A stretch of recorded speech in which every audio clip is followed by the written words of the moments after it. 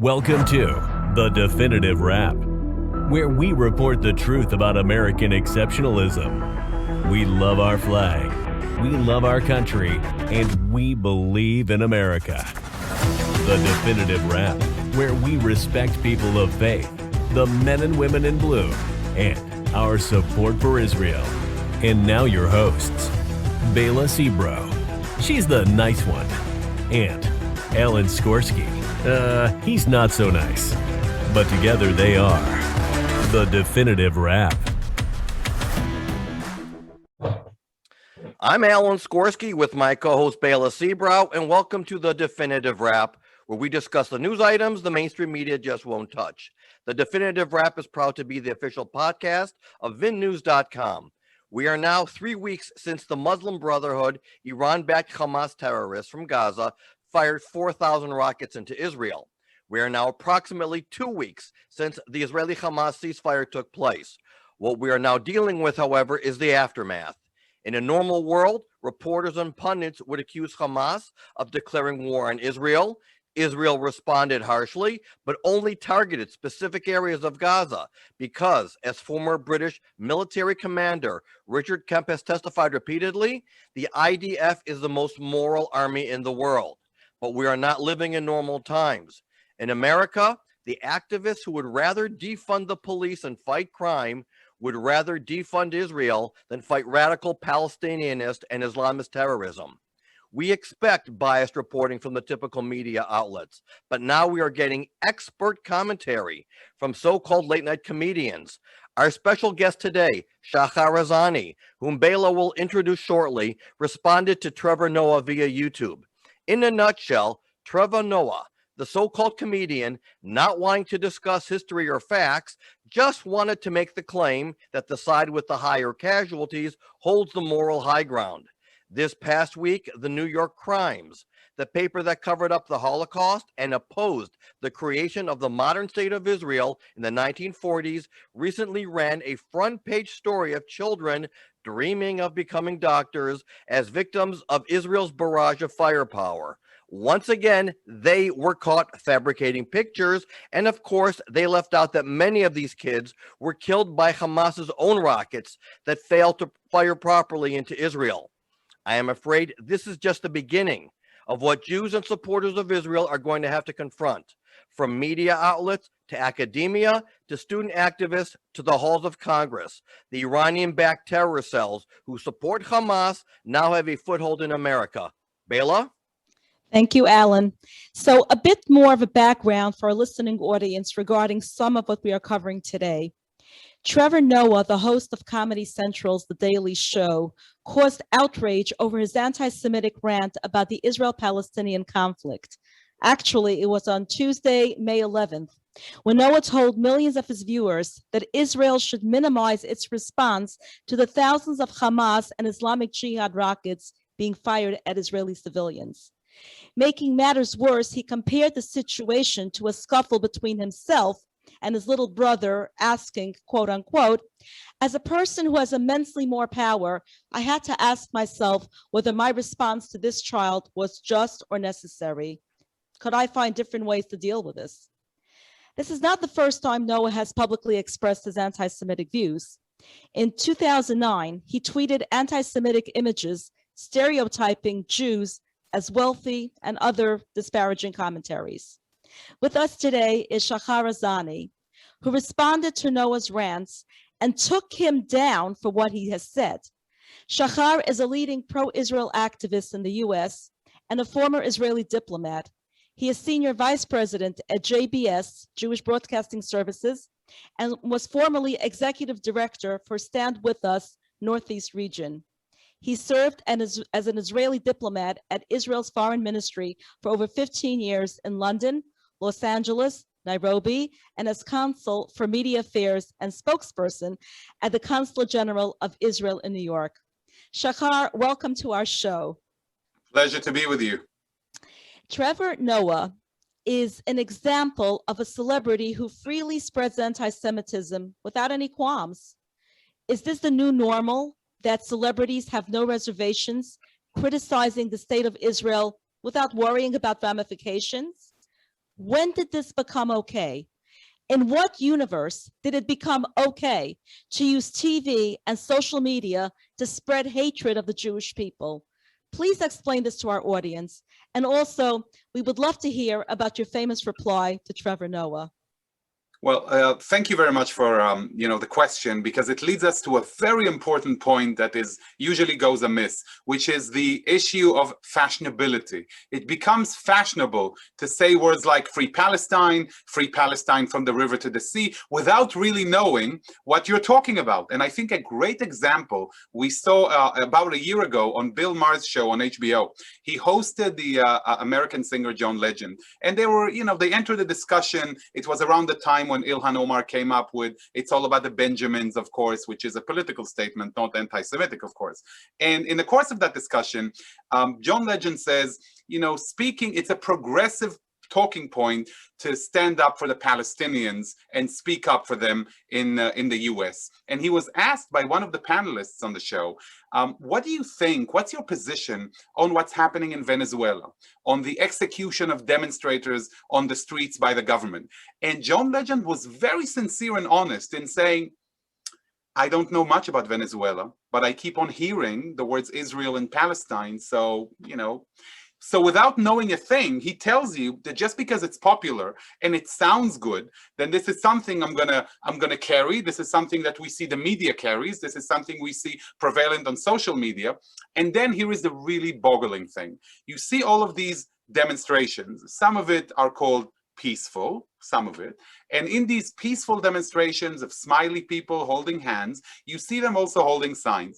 And those signs say, free Palestine from the river to the sea. And they're still called peaceful because those useful idiots who carried those signs have no idea what the meaning of the expression is, free Palestine from the Jordan River to the Mediterranean Sea, which is a clear-cut call for the annihilation of the state of Israel, for ethnic cleansing of Jews from Israel, and for outright genocide. And then they have the chutzpah, the audacity to call out against supposed genocide and ethnic cleansing while carrying signs calling for that cause. Exactly. That shows you the level of ignorance that exists out there that I think we all here now and in general try to counter with our outreach work. Right. So, Shahar, one of the big problems, and I've been saying this for a long time, is that we are bringing a squirt gun to a cannon fight. We are outnumbered as far as even numbers go. There are 1.4 billion Muslims in the world, and there are at least 20 to 25% of them who hold these radical Islamist and Palestinianist viewpoints. That means you're looking at almost 300 million people, and their voice is united. It's to delegitimize and, as you said, dehumanize Israel. And the recent attack against Israel, 4,000 rockets. Did Hamas really think that this time they're going to drive Israel out? No, it's intentional to drive a propaganda war. They got what they wanted. They hit Israel. Israel retaliates, and then the propaganda war begins. And it's whether it's on TV, Trevor Noah, as you point out, these idiots, or useful idiots. But now you have members of Congress who intentionally use words like ethnic cleansing, apartheid, genocide, crimes against humanity. These are intentionally used words to inflame people and to drive a propaganda narrative. And when you have people like Chuck Schumer, who boasts of being the most powerful Jewish Democrat in Washington, terrified to respond, we have a problem. If the best they can do is say, we condemn anti-Semitism, but you can't call out these 4 squad members, and by the way, it's a lot more than just 4 voices, who slander and blood libel Israel, we have a problem. I think that the key word of what you just said, Alan, is propaganda. And I just want to stress that point for all of our viewers and listeners. When words are being used like ethnic cleansing and genocide and war crimes and crimes against humanity, they all have one meaning and one goal: to dehumanize Israel, dehumanize Israelis, and dehumanize Jews. To tell people, they're not like you, those Israelis. They're evil. And that's why they deserve the kind of fate that they deserve, because If they were human like you and I, they would never behave in such a way. These lies and propaganda machine has already led us down the moral abyss into humanity's lowest ever point only a few decades ago with the industrialized annihilation of the Jewish people. And here we are sitting and talking about the same kind of propaganda and slogans again as we look around us. And what did we see? We saw an attack not just on the Jew among the nations, that is Israel, with thousands of missiles that miraculously, we should say that, miraculously had such low impact, because can you imagine missiles being targeting indiscriminately into civilian population in the hope of mass murdering people? What are the chances? What kind of favor we got through Iron Dome and beyond that allowed Israel to defend itself in such a way? And yet at the same time, Jews themselves were beaten on the streets. Let me remind you how the latest round started. It started when Arab youth in Jerusalem attacked Jews and filmed it on video to share on social media.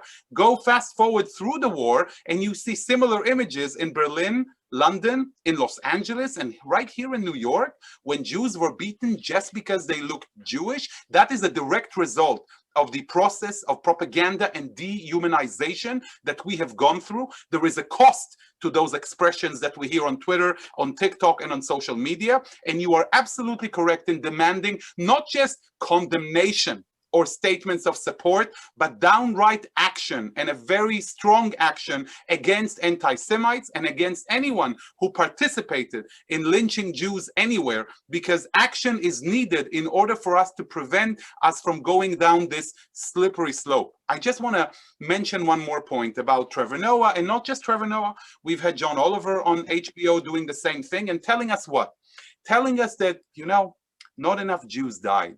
We need to see some more Israeli blood in order for me to say that you deserve this kind of protection and your right to defend yourself, because otherwise I'm going to come and tell you that this is disproportionate. And I want to take you down memory lane for a minute, because for me, standing up for Israel is not just a concept. It's about names, it's about people, it's about individuals who lost their lives in this battle and may not have a voice, but we have an opportunity to be their voice. One such person to me is a young girl, forever young, by the name of Ayala Abekassis of the city of Sderot, that suffered tremendously as a result of Hamas's missiles. And this was in January of 2005. When she was walking home Saturday night from a youth movement activity, making her way home with her younger brother, around 11 at the time, Tamir. And she was, as she was walking, she heard a shrill of an incoming Hamas missile, and she knew what was coming, because they were already accustomed then to that kind of harsh and cruel reality, unacceptable reality. And she immediately hovered over her brother and covered him with her body. As the rocket landed a few meters away from her, a shrapnel hit her. She went to the hospital and passed away a few days later. The entire people of Israel were praying for her and were standing by her bedside with that heroic image that is seared in my mind forever, of her father and that child, her younger brother, standing by her grave and blowing the shofar. A few months later, and here is another fact that John Oliver, Trevor Noah, and others very easily forget or tend to set aside. A few months later, in that year of 2005, Israel withdrew completely, utterly, and wholly from the Gaza Strip. Right. Israeli soldiers had to take away Israelis from their homes where they had lived for decades, businesses that they had built, economic viability, blooming businesses of, fruits and vegetables and ingenuity and creativity and real beauty of connection with the land. And they were evacuated from Gaza in the hope of something, in the hope of creating something viable, of giving Palestinians a chance to create an entity of their own. And the direct result was Hamastan, a terror state. Now there is a message here, because Israel at that point was told, and Israelis were told, we've done everything that we were asked. We took our people out, we evacuated the Gaza Strip. Now we have the full legitimacy to defend ourselves. Now, if anything happens, we have the full right to stand up against those who are attacking us. And what happened? the grand betrayal of Israel, where Israelis are mesmerized, looking at the world today, bewildered, completely aghast at what they're seeing as an international onslaught against the rights of Jews in Israel to defend themselves. And that is unacceptable. And that is not just relating to Gaza, because even now, when you talk to Israelis about the West Bank, and you think about doing something even slightly similar in the West Bank, the immediate question is, are we going to allow another Hamastan in the West Bank, only a couple of miles away from Tel Aviv? And can we really rely? Or we know the answer. We can't rely. We can't rely on international media, and we can't rely on the international community. And I think that message should reach the ears of those leaders and anybody who expresses an opinion on this matter. Yes, absolutely. Shahar, we know that anti-Semitism is not new. Just yesterday on June 1st was the commemoration of the 80th anniversary of the Farhud pogrom against Iraqi Jews in Baghdad, where 850,000 Jews had been murdered in what you appropriately tweeted, ethnic cleansing. I haven't seen much media attention about it. It's almost like it has become politically incorrect to bring attention to the murder of Jews. Why is it so hard to stand up to what is right, to stand up against anti-Semitism, to stand up against murder of innocent people? A very just and true question that I think should echo in everybody's minds. Why is it so difficult?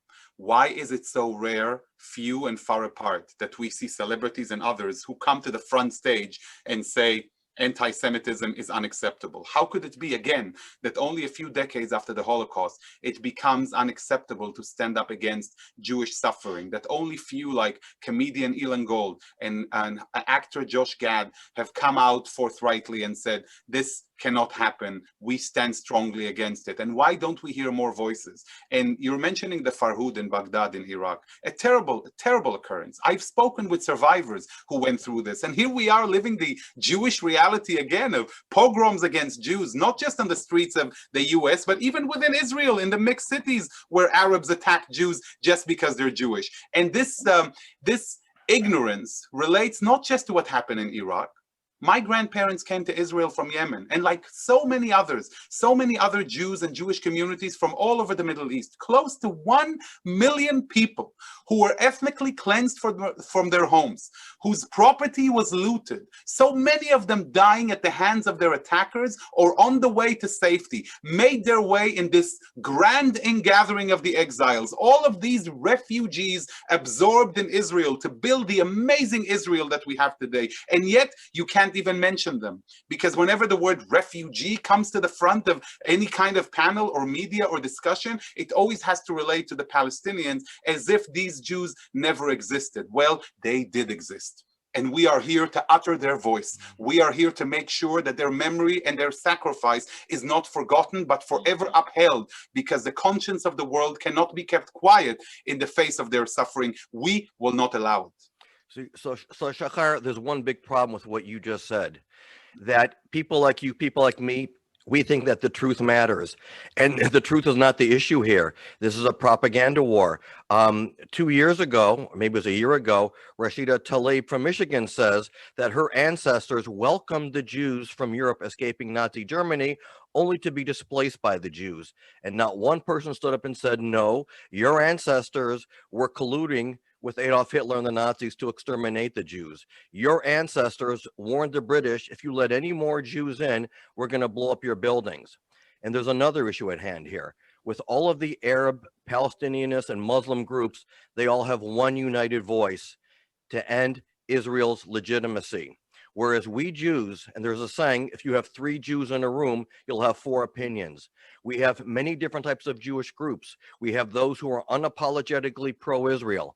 We're in the minority. You have many Jews who support Israel, but they're apologetic. And then you have those Jews like J Street, like Peter Beinart, like If Not Now, who tell the Democrats, you go ahead, you beat the hell out of Israel, abandon Israel at the UN, you call for defunding of Israel, and we will give you cover.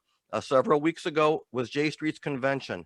Every speaker accused Israel of occupation and thanked J Street for supporting progressive values. Peter Beinart is the most evil person. In the Haggadah story, we know about the wicked son. That's who he represents. So we Jews are not united. So we are fighting many, many battles on many fronts, and we can only go so far. Truth is not the issue here. It's a matter of how we unite with one voice and we hit back as hard as we get hit, or we're more proactive. But for us to just wait until we're attacked and delegitimized, to me, does no good. It doesn't do us any good to show a picture of blacks, Jews, Christians, and Muslims riding the trains together in Machane Yehuda when no one cares. I want to tell you something about this, Alan, and I think it's very important for all of our viewers and listeners to also hear. First of all, you're right. The challenge is immense. Absolutely. The fact that we have a fragmented community, the fact that we're unable to come out with a unified, simple message, not just in times of crises, but also in times of quiet, to come out with a clear message that echoes who we are and what we stand for, not just as Israel, but as a Jewish people as a whole, is absolutely essential. And we're paying a heavy price in international media and in public opinion because of that fragmentation. Because you know, as well as I do, what incredible diversity we already have within Israel.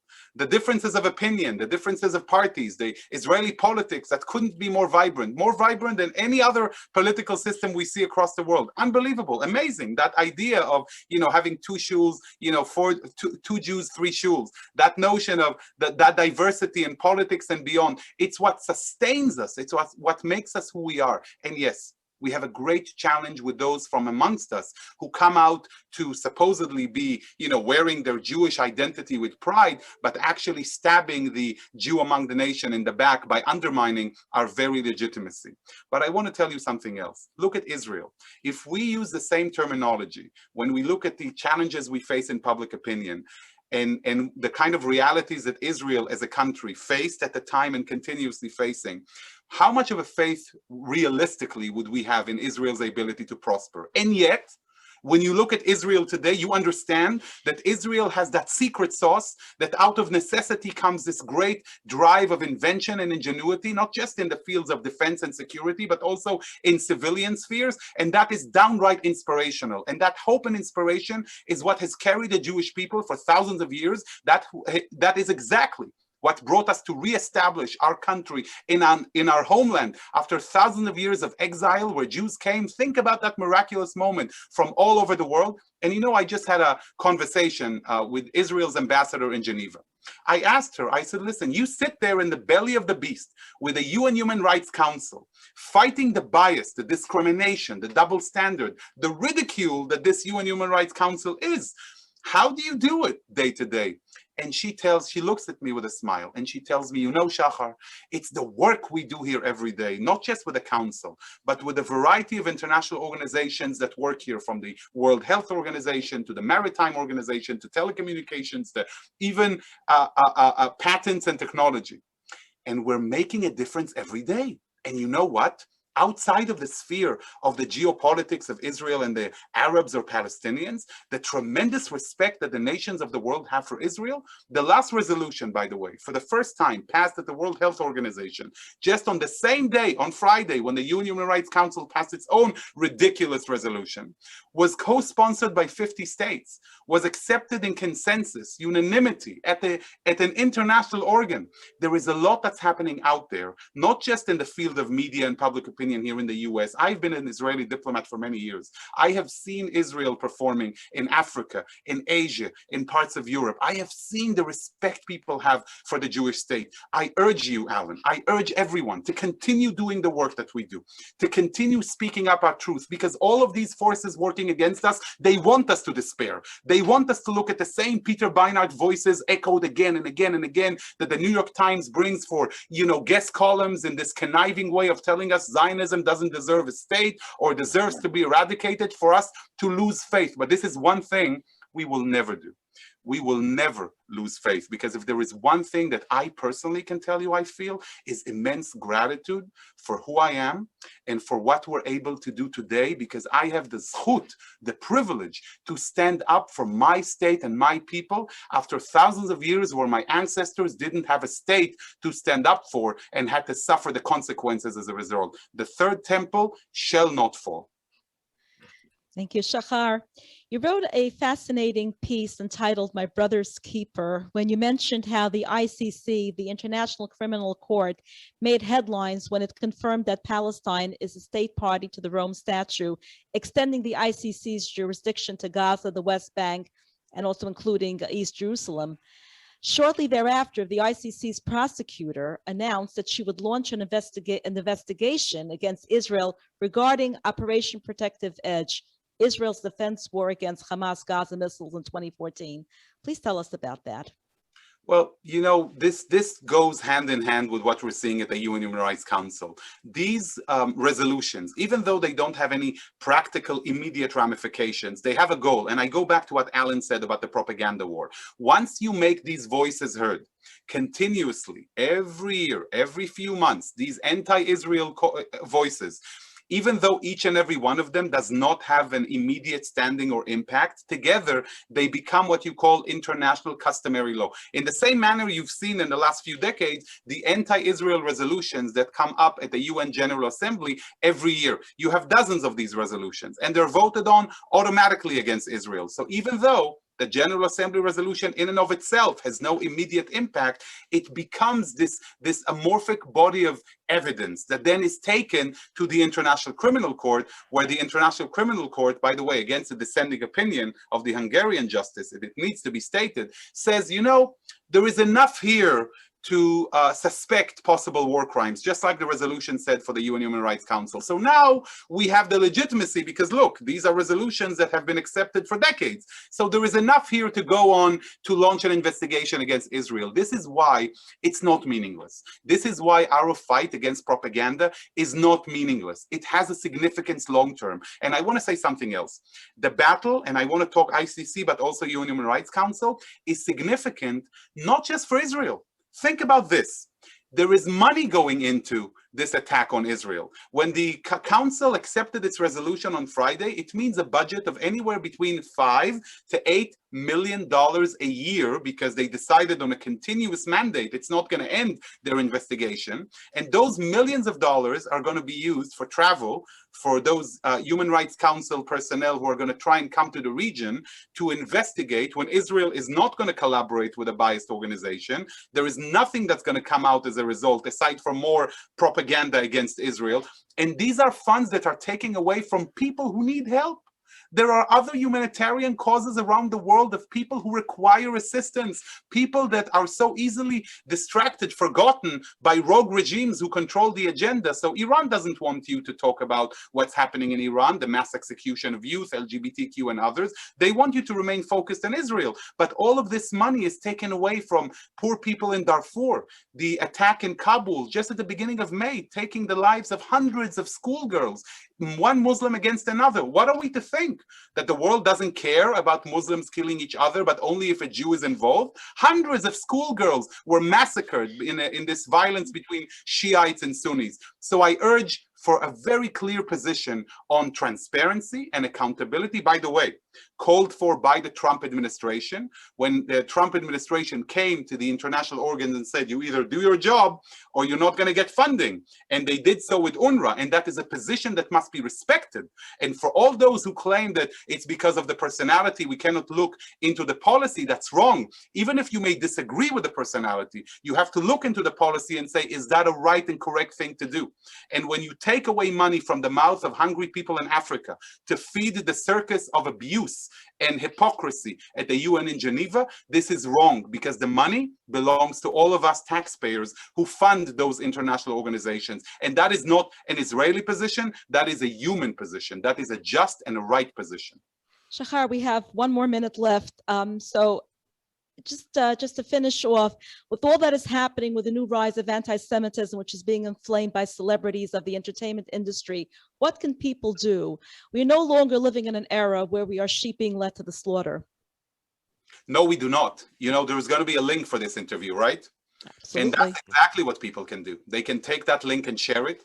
They can speak up. They can make their voices heard. You know, social media works both ways. And I've interacted with young students from high schools who reached out to me via Instagram and said, you know, Shahar, we've watched this. We want to do something. And, you know, one of them did in the course of the war against terrorist Hamas organization in Gaza. And thank you, Alan, for reiterating that point. Every time reiterating that point of a terrorist organization in Gaza.